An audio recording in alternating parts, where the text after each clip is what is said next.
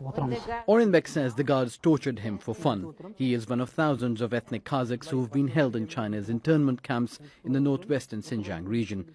He claims he was forced to take medicines and injections that have damaged him physically and mentally. And he says he lost some of his hearing because of beatings he sustained. He struggles to remember what happened, but he recalls being forced to recite Chinese poems and rhymes. Everyone unable to cop up or learn the song is locked up in the dark, solitary cell for days. I often heard screams in there. They only fed us one rice meal. There were about 25 people in one cell. Everyone there had one dream: to get out. He's not the only one. At this mosque in Almaty in Kazakhstan, some people claim spies from China have tried to film them. The Kazakh government does not corroborate these claims. Al Jazeera interviewed several ethnic Kazakh men and women. Many refuse to reveal their identity, saying they're afraid and fear their relatives may be persecuted. Rights workers say an estimated 500,000 Kazakhs are being held in camps in China. Thousands of their relatives don't know whether they're dead or alive. Many people have been telling us that basic freedom of movement, such as the ability to go to a mosque, could land them in jail in Xinjiang. Activists documenting their cases say they all share similar stories.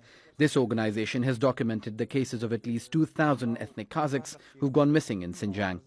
Yerbol says many suggest members of the Han Chinese majority are trying to eradicate Muslim identity. After detention, people were sent to camps where they were subjected to ideological purification. They were forcibly taught Chinese language and renounced religion. In the camps, prisoners are tortured, beaten, not allowed to sleep. People are forced to lie on the concrete floor. Of those who have been freed from camps, there's not a single person who doesn't have a physical or mental health issue. Human Rights Watch says the world must act for those being held in detention camps in China. There's real merit in investigating officials who are now credibly alleged to have engaged in serious human rights violations. The recently leaked cables published through the ICIJ certainly substantiate those points. There's room for sanctions on the companies that have enabled repression in Xinjiang. There's room for individual sanctions on people like Chen Chuanguo or Zhu Hailun, Chinese government officials who've been architects of the policies. But possibly most important is closing the camps and giving people inside the region the ability to once again contact their family members. In managed media tours, China shows ethnic Turkic people in what it calls re-education camps. It says most who've been detained have graduated and left. The Chinese government denies detainees have been abused and tortured. Experts say those mistreated have no legal recourse.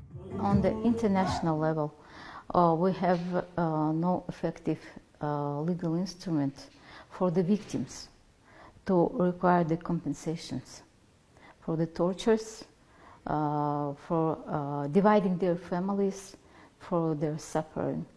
Orenbeck wants China to repay compensation for harming him and to explain why he was detained without charge and brainwashed. But he also knows that with China's enormous power, that wait is likely to be in vain. Osama bin Javed, Al Jazeera, Almaty, Kazakhstan.